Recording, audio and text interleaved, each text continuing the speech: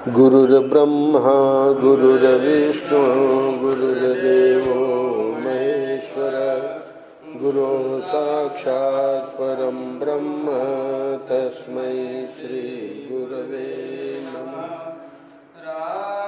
रामानुजं सीतां भरतं भरतानुजं वायुसूनुं च प्रणमामि पुनः पुनः। रामाय सलक्ष्मणाय देव्यै च तस्यै जनकात्मजायै नमोऽस्तु चन्द्रेन्द्रयमानिलेभ्यो नमोऽस्तु चन्द्रार्कमरुद्गणेभ्यो। नारायण नारायण नारायण नारायण। आज अक्षय तृतीया है। आज जो भी कार्य करेंगे उसका फल जो है अक्षय है। तो सत्संग ठाकुर जी की कृपा से हमारा वाल्मीकि रामायण का चल रहा है और किष्किंधा कांड के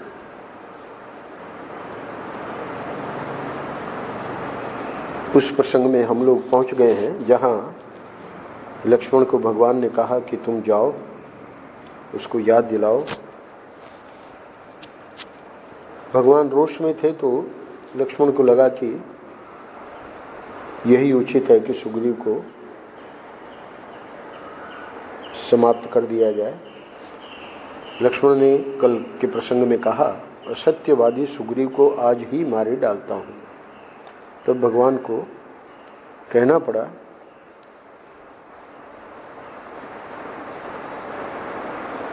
कि हे सुमित्रा नंदन, तुम जैसे श्रेष्ठ पुरुष को संसार में मित्रवध रूप निषिद्ध आचरण नहीं करना चाहिए। अब लक्ष्मण पहुंचे हैं और वहां देखते हैं कि वो जो वानर थे वो सब हथियार उठाकर उनके सामने आ गए। लक्ष्मण ने जब अपना रोष दिखाया, कुछ किया नहीं, अग्नि के समान वे भयंकर दिखाई देने लगे, तो उन्हें देखकर उन वानरों के शरीर भय से कांपने लगे और वे सैकड़ों की संख्या में चारों दिशाओं में भाग गए। अब उचित यही था कि सुग्रीव को बता दिया जाए, तो कई श्रेष्ठ वानरों ने सुग्रीव के महल में जाकर लक्ष्मण के आगमन और क्रोध का समाचार निवेदन किया। अच्छा, उस समय सुग्रीव की क्या स्थिति थी? उस समय काम के अधीन हुए वानर राज सुग्रीव भोगासक्त हो तारा के साथ थे, इसलिए उन्होंने उन श्रेष्ठ वानरों की बातें नहीं सुनी, अनसुनी कर दी, ध्यान ही नहीं दिया। तब सचिव के आज्ञा से, अब सचिव वो तार थे उनके, तो वो तो वाली के थे, अब इधर यहाँ सचिव सुग्रीव के हनुमान जी को ही मान लो, तो पर्वत, हाथी और मेघ के समान विशालकाय वानर जो रोंगटे खड़े कर देने वाले थे, नगर से बाहर निकले। वे सब के सब वीर थे, वैसे अंगद को कह सकते हैं, युवराज भी हैं और एक प्रकार से, क्योंकि अंगद ही आगे जाएंगे। वे सब के सब वीर थे, नख और दांत ही उनके आयुध थे। वे बड़े विकराल दिखाई देते थे। उन सब की दाढ़ें व्याघ्रों की दाढ़ों के समान थी और सबके नेत्र खुले हुए थे। किन्हीं में 10 हाथियों के बराबर बल था, कोई 100 हाथियों के समान बलशाली थे, तथा किन्हीं किन्हीं का तेज 1000 हाथियों के तुल्य था। हाथ में वृक्ष लिए उन महाबली वानरों से व्याप्त हुई किष्किंधापुरी अत्यंत दुर्जय दिखाई देती थी। लक्ष्मण ने कुपित होकर उस पुरी की ओर देखा तदनंतर वे सभी महाबली वानर पुरी की चार दीवारी और खाई के भीतर से निकलकर प्रकट रूप से सामने आकर खड़े हो गए। आत्म संयमी वीर लक्ष्मण सुग्रीव के प्रमाद तथा अपने बड़े भाई के महत्वपूर्ण कार्य पर दृष्टिपात करके पुनः वानर राज के प्रति क्रोध के वशीभूत हो गए। वे अधिक गर्म और लंबी सांस खींचने लगे। उनके नेत्र क्रोध से लाल हो गए। उस समय पुरुष सिंह लक्ष्मण धूम युक्त अग्नि के समान प्रतीत हो रहे थे। इतना ही नहीं, वे 5 मुख वाले सर्प के समान दिखाई देने लगे। बाण का फल ही उस सर्प की लपलपाती हुई जिह्वा जान पड़ता था।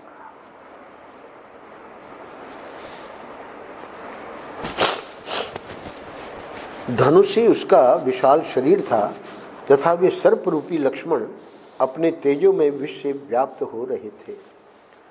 उस अवसर पर कुमार अंगद प्रज्वलित प्रलयाग्नि तथा क्रोध में भरे हुए नागराज शेष की भांति दृष्टिगोचर होने वाले लक्ष्मण के पास डरते डरते गए।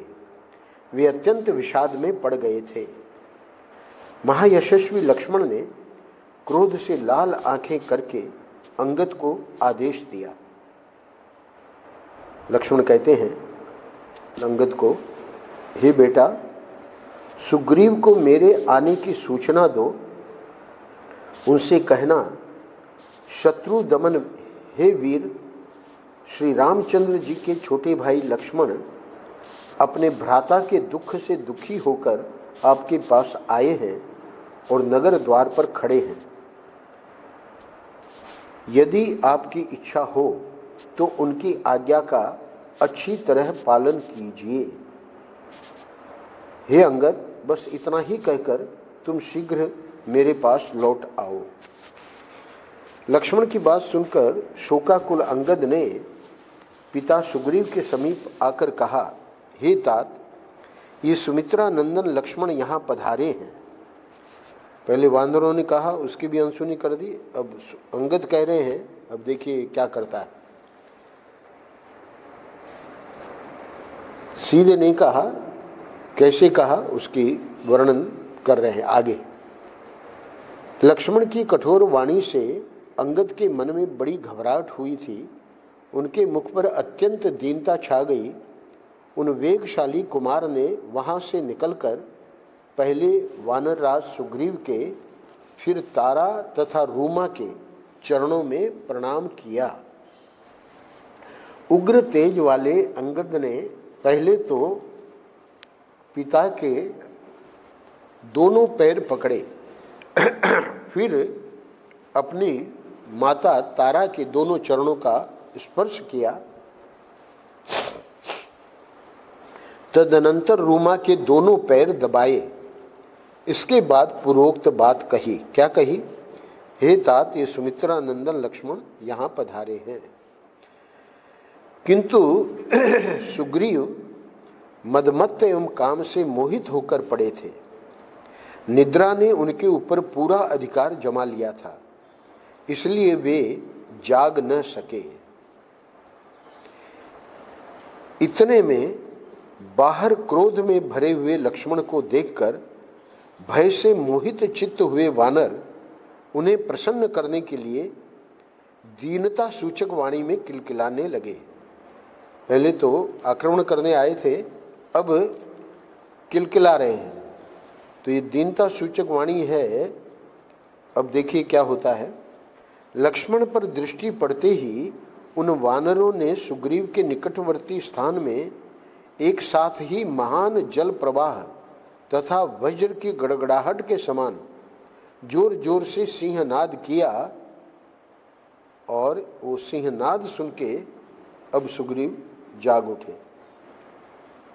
वानरों की उस भयंकर गर्जना से कपिराज सुग्रीव की नींद खुल गई। उधर अंगद ने उसके पांव पकड़े, पांव दबाए, कुछ नहीं। और अब जब बंदरों का सिंहनाद सुनकर वो जागे हैं, वानरों की उस भयंकर गर्जना से कपिराज सुग्रीव की नींद खुल गई। उस समय उनके नेत्र मद से चंचल और लाल हो रहे थे, मन भी स्वस्थ नहीं था। उनके गले में सुंदर पुष्पमाला शोभा दे रही थी। अंगद की पूर्वोक्त बात सुनकर उन्हीं के साथ आए हुए दो मंत्री प्लक्ष और प्रभाव, ये दो मंत्री हैं और वे भी अंगद के साथ ही आए थे। तो अब जब जाग गया है तो ये दोनों क्या करते हैं, इन दोनों ने भी जो वानर राज के सम्मान पात्र और उदार दृष्टि वाले थे तथा राजा को अर्थ और धर्म के विषय में ऊंच नीच समझाने के लिए नियुक्त थे, लक्ष्मण के आगमन की सूचना दी। राजा के निकट खड़े हुए उन दोनों मंत्रियों ने देवराज इंद्र के समान बैठे हुए सुग्रीव को खूब सोच विचार कर निश्चित किए हुए सार्थक वचनों द्वारा प्रसन्न किया और इस प्रकार कहा, हे राजन, महाभाग श्री राम और लक्ष्मण दोनों भाई सत्य प्रतिज्ञ हैं। वे वास्तव में भगवत स्वरूप हैं। उन्होंने स्वेच्छा से मनुष्य शरीर धारण किया है। वे दोनों समस्त त्रिलोकी का राज्य चलाने के योग्य हैं। वे ही आपके राज्य दाता हैं। उनमें से एक वीर लक्ष्मण हाथ में धनुष लिए किष्किंधा के दरवाजे पर खड़े हैं, जिनके भय से कांपते हुए वानर जोर जोर से चीख रहे हैं। श्री राम का आदेश वाक्य ही जिनका सारथी और कर्तव्य का निश्चय ही जिनका रथ है, वे लक्ष्मण श्री राम की आज्ञा से यहाँ पधारे हैं। हे राजन, लक्ष्मण ने तारा देवी के इन प्रिय पुत्र अंगद को आपके निकट बड़ी उतावली के साथ भेजा है। हे वानरपते, पराक्रमी लक्ष्मण क्रोध से लाल आंखें किए नगर द्वार पर उपस्थित हैं और वानरों की ओर इस तरह देख रहे हैं मानो वे अपनी नेत्राग्नि से उन्हें दग्ध कर डालेंगे। हे महाराज, आप शीघ्र चलें तथा पुत्र और बंधु बांधवों के साथ उनके चरणों में मस्तक नवावें और इस प्रकार आज उनका रोष शांत करें। हे राजन, धर्मात्मा श्री राम जैसा कहते हैं सावधानी के साथ उसका पालन कीजिए। आप अपनी दी हुई बात पर अटल रहिए और सत्य प्रतिज्ञ बनिए। 31वां अध्याय यहाँ पूरा होता है। मंत्रियों सहित अंगद का वचन सुनकर और लक्ष्मण के कुपित होने का समाचार पाकर मन को वश में रखने वाले सुग्रीव आसन छोड़कर खड़े हो गए। शुरू में कबंद ने करीब 11-12 गुण गिनाए हैं सुग्रीव के, तो इतना सब मद वगैरह में नशे में होते हुए भी वर्णन कर रहे वाल्मीकि जी कि मन को वश में रखने वाले सुग्रीव आसन छोड़कर खड़े हो गए। वे मंत्रणा कर्तव्य विषयक विचार के परिनिष्ठित विद्वान होने के कारण मंत्र प्रयोग में अत्यंत कुशल थे। उन्होंने श्री रामचंद्र जी की महत्ता और अपनी लघुता का विचार करके मंत्रज्ञ मंत्रियों से कहा। वो जो प्लक्ष और प्रभाव थे जिन्होंने ये बातें कही कि भाई आप जाके और उनके चरण पकड़िए, उनके चरणों में मस्तक नवाइए, तो अब ये क्या कह रहा है, मैंने न तो कोई अनुचित बात मुंह से निकाली है और न कोई बुरा काम ही किया है, फिर श्री रघुनाथ जी के भ्राता लक्ष्मण मुझ पर कुपित क्यों हुए हैं। इस बात पर मैं बारंबार विचार करता हूँ। जो सदा मेरे छिद्र देखने वाले हैं, अब एक संभावना ये है क्या, जो सदा मेरे छिद्र देखने वाले हैं तथा जिनका हृदय मेरे प्रति शुद्ध नहीं है, उन शत्रुओं ने निश्चय ही श्री रामचंद्र जी के छोटे भाई लक्ष्मण से मेरे ऐसे दोष सुनाए हैं जो मेरे भीतर कभी प्रकट नहीं हुए थे। लक्ष्मण के कोप के विषय में उन मंत्रियों को कह रहा है, लक्ष्मण के कोप के विषय में पहले तुम सब लोगों को धीरे धीरे कुशलता पूर्वक उनके मनोभाव का विधिवत निश्चय कर लेना चाहिए, जिससे उनके कोप के कारण का यथार्थ रूप से ज्ञान हो जाए। अवश्य ही मुझे लक्ष्मण से तथा श्री रघुनाथ जी से कोई भय नहीं है, तथापि बिना अपराध के कुपित हुआ मित्र हृदय में घबराहट उत्पन्न कर ही देता है। किसी को, बहुत सुंदर आगे का श्लोक है, सर्वथा सुकरम मित्रम दुष्करम प्रतिपालनम अनित्यत्वात् चित्तानां प्रीति ही अल्पेपि भिद्यते। सुग्रीव कह रहा है मंत्रियों को, किसी को मित्र बना लेना सर्वथा सुकर है, परंतु उस मैत्री को पालना या निभाना बहुत ही कठिन है, क्योंकि मन का भाव सदा एक सा नहीं रहता। किसी के द्वारा थोड़ी सी भी चुगली कर दी जाने पर प्रेम में अंतर आ जाता है। इसको शंका हो रही है कि किसी ने अवश्य कोई चुगली की है। इसी कारण मैं और भी डर गया हूँ, क्योंकि महात्मा श्री राम ने मेरा जो उपकार किया है उसका बदला चुकाने की मुझ में शक्ति नहीं है। सुग्रीव के ऐसा कहने पर वानरों में श्रेष्ठ हनुमान जी अपनी युक्ति का सहारा लेकर वानर मंत्रियों के बीच में बोले।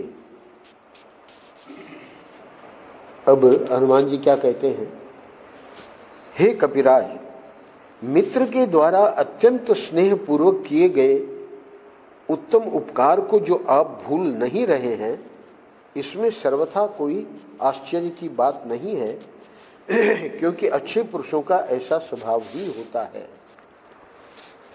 वीरवर श्री रघुनाथ जी ने तो लोकापवाद के भय को दूर हटाकर आपका प्रिय करने के लिए इंद्र तुल्य पराक्रमी वाली का वध किया है, अतः वे निसंदेह आप पर कुपित नहीं है।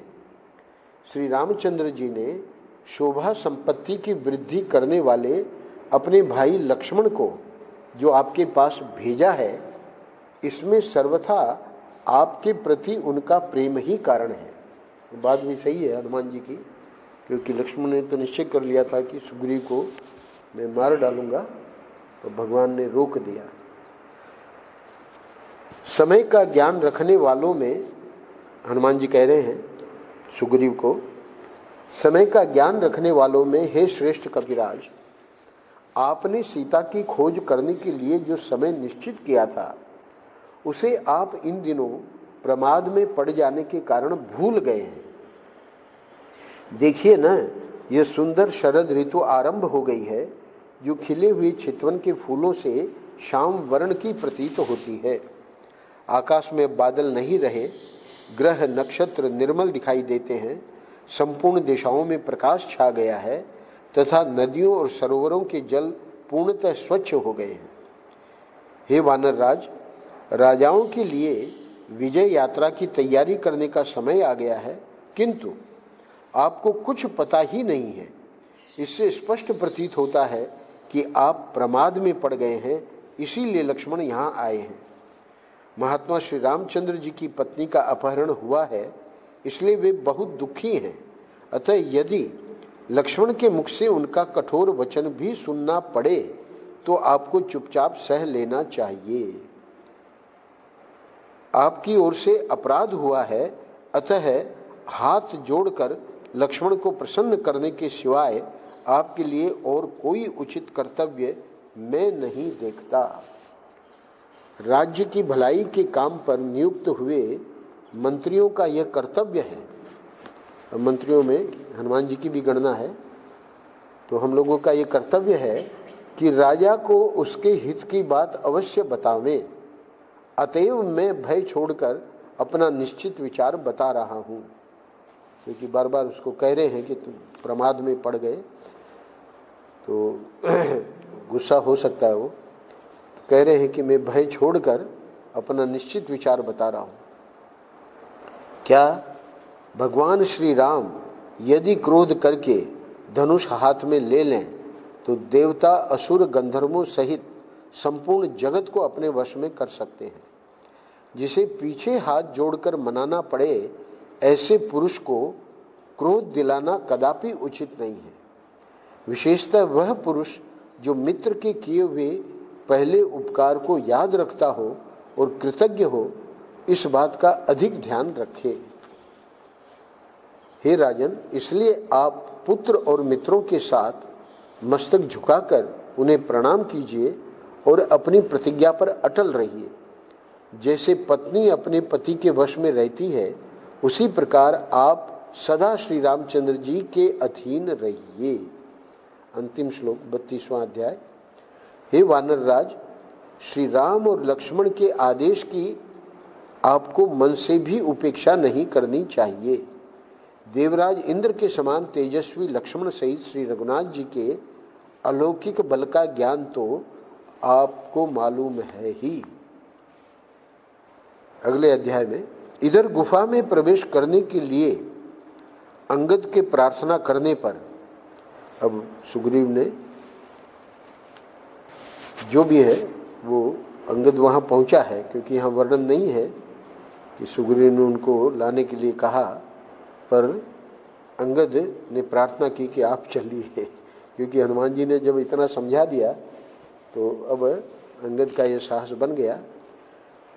तो लक्ष्मण को प्रार्थना की है कि आप चलिए।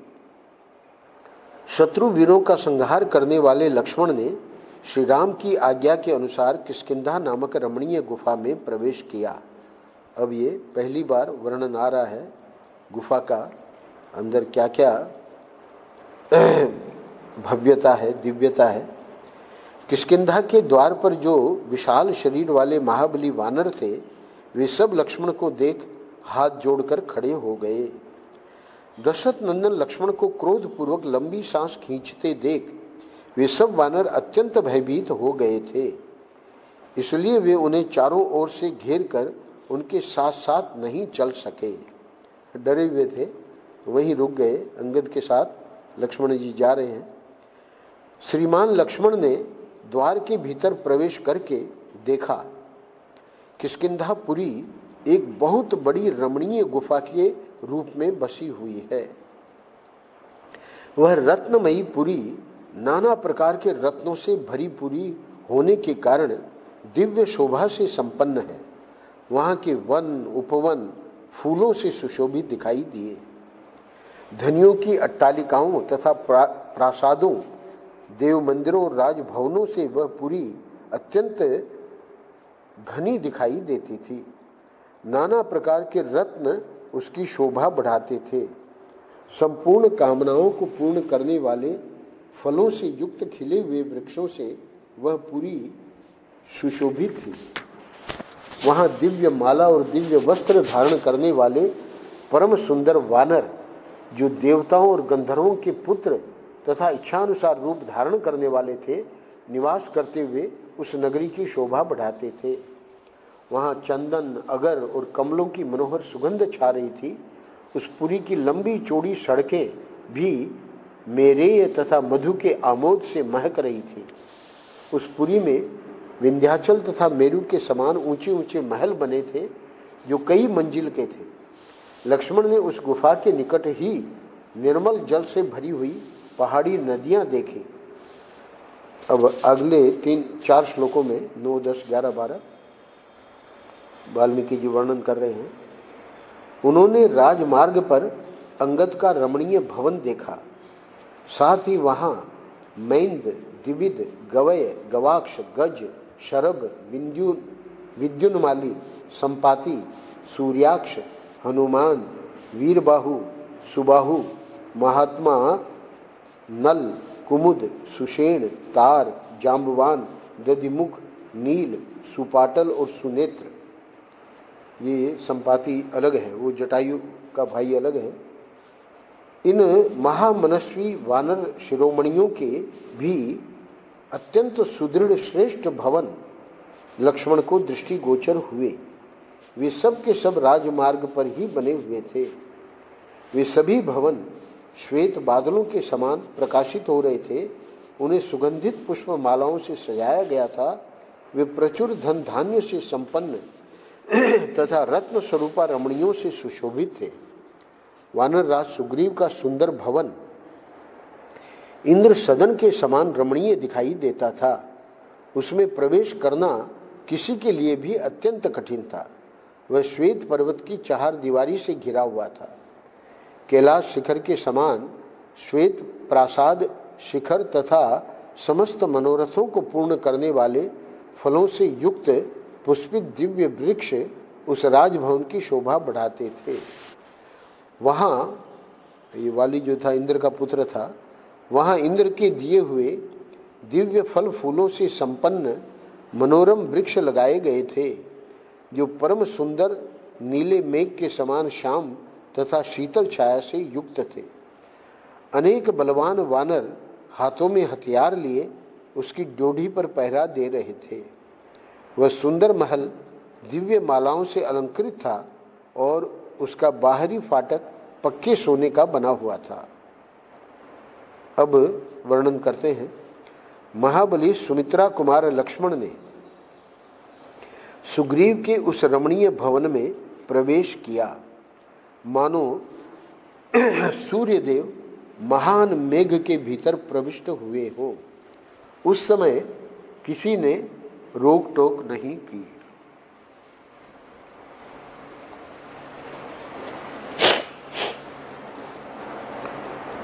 कहते हैं, धर्मात्मा लक्ष्मण ने सवारियों तथा विविध आसनों से सुशोभित उस भवन की 7 ड्योढ़ियों को पार करके बहुत ही गुप्त और विशाल अंतःपुर को देखा। उसमें जहाँ तहाँ चांदी और सोने के बहुत से पलंग तथा अनेकानेक श्रेष्ठ आसन रखे हुए थे और उन सब पर बहुमूल्य बिछौने बिछे थे। उन सब से वह अंतःपुर सुसज्जित दिखाई देता था। उसमें प्रवेश करते ही लक्ष्मण के कानों में संगीत की मीठी तान सुनाई पड़ी, जो वहां निरंतर गूंज रही थी। वीणा के लय पर कोई कोमल कंठ से गा रहा था। प्रत्येक पद और अक्षर का उच्चारण सम ताल का प्रदर्शन करते हुए हो रहा था। महाबली लक्ष्मण ने सुग्रीव के उस अंतःपुर में अनेक रूप रंग की बहुत सी सुंदरी स्त्रियां देखी, जो रूप और यौवन के गर्व से भरी हुई थी। वे सब की सब उत्तम कुल में उत्पन्न हुई थी, फूलों के गजरों से अलंकृत थी, उत्तम पुष्पहारों के निर्माण में लगी हुई थी और सुंदर आभूषणों से विभूषित थी। उन सबको देखकर लक्ष्मण ने सुग्रीव के सेवकों पर भी दृष्टिपात किया, जो अतृप्त या असंतुष्ट नहीं थे। स्वामी के कार्य सिद्ध करने के लिए अत्यंत फूर्ति की भी उनमें कमी नहीं थी तथा उनके वस्त्र और आभूषण भी निम्न श्रेणी के नहीं थे। नूपुरों की झंकार और करधनी की खनखनाहट सुनकर श्रीमान सुमित्रा कुमार लज्जित हो गए। पराई स्त्रियों पर दृष्टि पड़ने के कारण उन्हें स्वभावतः संकोच हुआ।